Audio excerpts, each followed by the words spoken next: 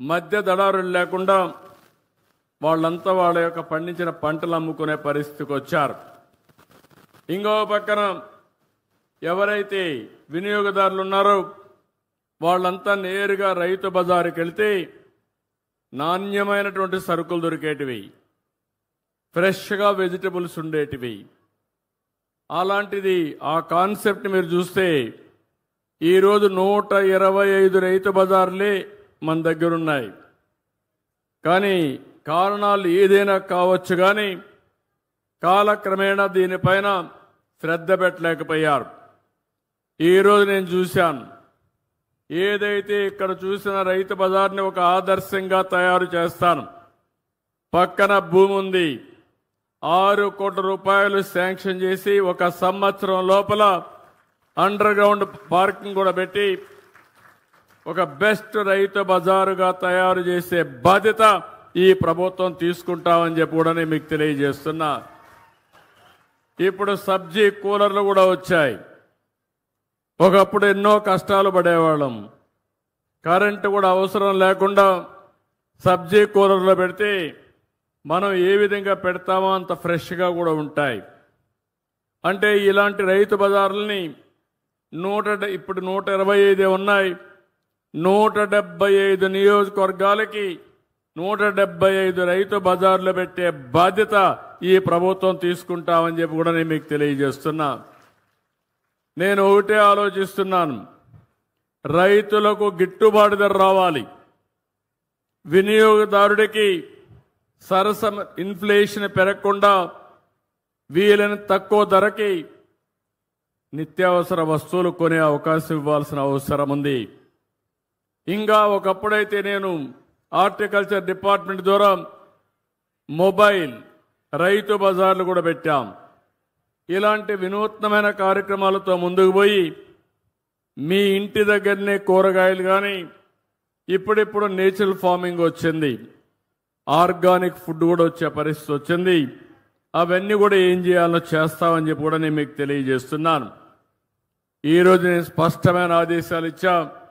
ఆ ఆదేశాల ప్రకారం ఒక యాక్షన్ ప్లాన్ తయారు చేస్తాం. ఇక్కడుండే రైతు బజారే కాకుండా రాష్ట్రంలో అన్ని రైతు బజార్లని మెరుగుపరిచే బాధ్యత ఈ ప్రభుత్వం తీసుకుంటామని మరొక్కసారి మీ అందరికీ హామీ ఇస్తున్నా. దీనివల్ల మా ఆడబిడ్డలకు ఎంతో వెసులుబాటు వస్తుంది. అలాంటి కార్యక్రమానికి శ్రీకారం చుడతాం. ఇంకో పక్క పరిశుభ్రమైన పచ్చని ఆంధ్రప్రదేశ్ దిద్దడానికి స్వచ్ఛ ఆంధ్ర, స్వర్ణాంధ్ర కార్యక్రమాన్ని తీసుకున్నాం.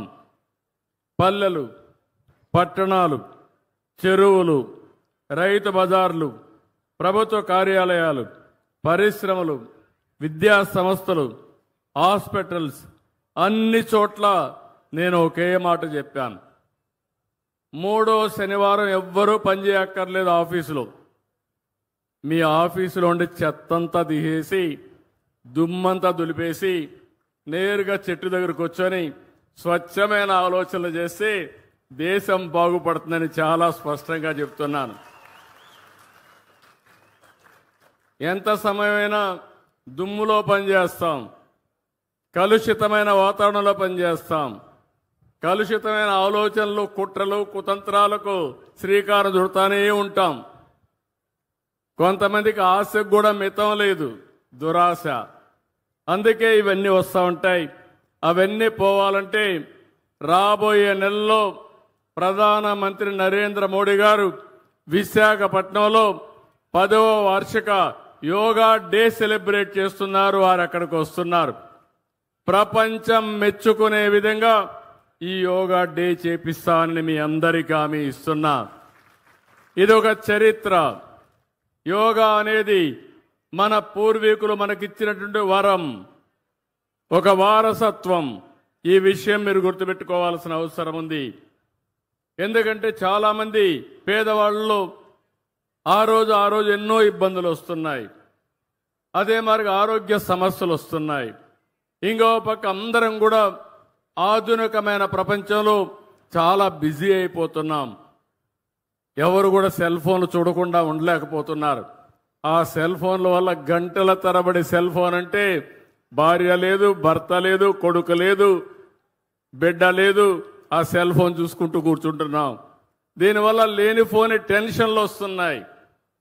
అందుకని ప్రతిరోజు ఒక అర్ధ గంట 45 నిమిషాలు మీరు యోగా చేస్తే అన్ని రోగాలు పటాపంచలైపోతాయని చెప్పి కూడా నేను మీకు అందరికీ విజ్ఞప్తి చేస్తున్నా. హాస్పిటల్ పోయే పని ఉండదు. అందుకే ఈ యోగా డేని ఒక నెల, ఈ నెల 21 నుంచి జూన్ 21 వరకు ఈ కార్యక్రమాన్ని చేస్తాం. కొన్ని లక్షల మంది ఆన్లైన్, ఆఫ్లైన్లో ట్రైనింగ్ ఇస్తాం. కొంతమందికి సర్టిఫికెట్లు ఇస్తాం. ఇది ప్రపంచానికి మనం ఇచ్చే కానుక. ఆ సమయంలో దానివల్ల లాభం మనం పొందాల్సిన అవసరం ఉంది. దీనికి నేను శ్రీకారం చుడతానని మరొక్కసారి మీ అందరికీ హామీ ఇస్తున్నా. ఇంకో పక్కన మీరందరూ ఒక్కసారి గుర్తుపెట్టుకోవాల్సిన అవసరం ఉంది. ఈరోజు నేను ఇక్కడికి వచ్చింది నెట్ జీరో వేస్ట్. అంటే నెట్ జీరో అంటే చాలామంది అనుకుంటారు ఈ చెత్త అంటే చెత్త అని. దీనికి ఒక విషయం మీరు గుర్తుపెట్టుకోవాల్సిన అవసరం ఉంది. ఒకసారి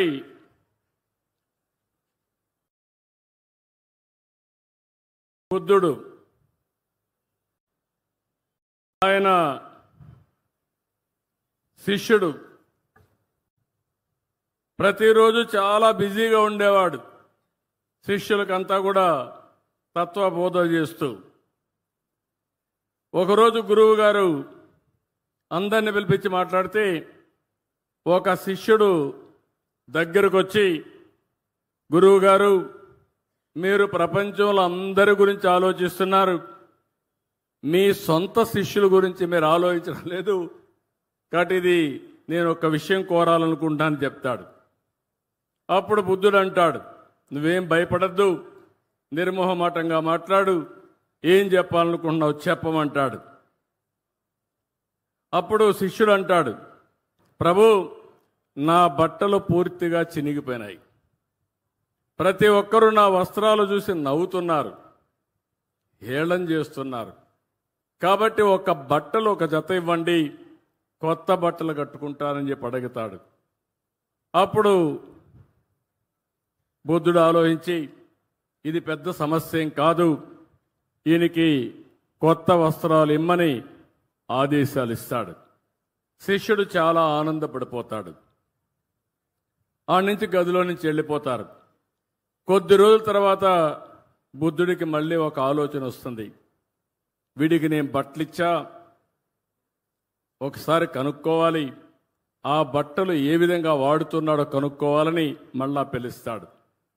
కొద్ది రోజుల తర్వాత పిలిస్తే, నేను కొత్త బట్టలు ఇచ్చాను కదా, నువ్వు ఆనందంగా ఉన్నావా, ఏంటి కట్టుకుంటున్నావా, దీనివల్ల నీలో మార్పు ఏంటిని అడుగుతాడు. దానివల్ల శిష్యుడు, చాలా ధన్యవాదాలు గురువుగారు, కొత్త వస్త్రం వచ్చి చాలా సౌకర్యంగా ఉంది, ఇక నాకు ఎలాంటి కోరికలు కూడా లేవు, చాలా ఆనందంగా ఉన్నానని చెప్పి అంటాడు. అప్పుడు బుద్ధుడు అంటాడు, నీ కొత్త బట్టలు ఇచ్చాను, అవి వాడుతున్నావు, అసలు నీ పాత బట్టలు ఏం చేసావని అడుగుతాడు బుద్ధుడు. అప్పుడు శిష్యుడు కూడా చాలా తెలివైనవాడు. శిష్యుడు అంటాడు, గురువుగారు, నా పడక బొంతలో పూర్తిగా చెడిపోయి అది సరిగా లేదు, అందువల్ల నా బట్ట